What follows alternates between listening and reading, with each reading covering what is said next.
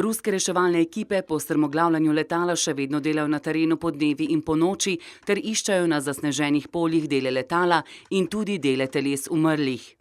V hudi nesreči je izgubilo življenje 71 ljudi.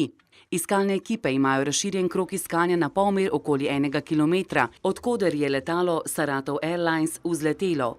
Vzroka za nesrečo še niso odkrili. Najmanj 600 ljudi so evakuirali potem, ko je ogromen požar izbruhnil v eni od zgradb v Maleziji. Gre za zgradbo mestnega urada, kjer so imeli pisarne zaposleni.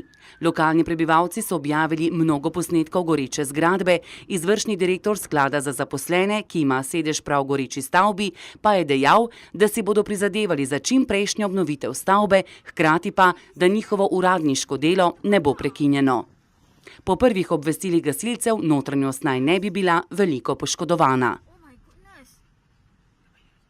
Varnostne službe so v pakistanskem Lahoreju zaprle cesto in preverjale ljudi pred pogrebom aktivistke za človekove pravice Asme Jahangir, ki je umrla zaradi srčnega napada pred 3 dnevi, stara 66 let.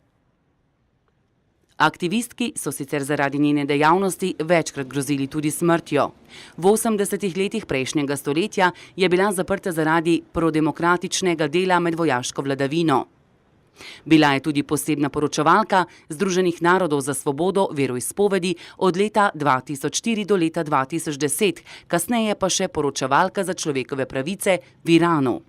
V Pakistanu, kjer je bila ustanovna članica Komisije za človekove pravice, si je neutrudno prizadevala za demokracijo in svobodo govora, zaradi česar so ji mnogokrat grozili. Na Kitajskem, kjer se sicer pripravljajo na novo leto, imajo pande svoj vrtec. Gre za zavod blizu kitajske palače za zaščito in raziskovanje velikih pand v provinciji Sichuan na jugozahodu Kitajske. O pandah, ki so dočakale že častitljivo starost, imajo tam tudi lanske mladiče, ki po svoje preživljajo čas. A ko pride čas hranjenja, je pomembno samo še to. V zavodu sicer skrbno raziskujejo njihovo obnašanje in sprejemajo živali, ki jih rešijo iz negotovih situacij po deželi. V italijanskem mestu Ivrea pa so na 3-dnevnem festivalu izvedli bitko pomaranč.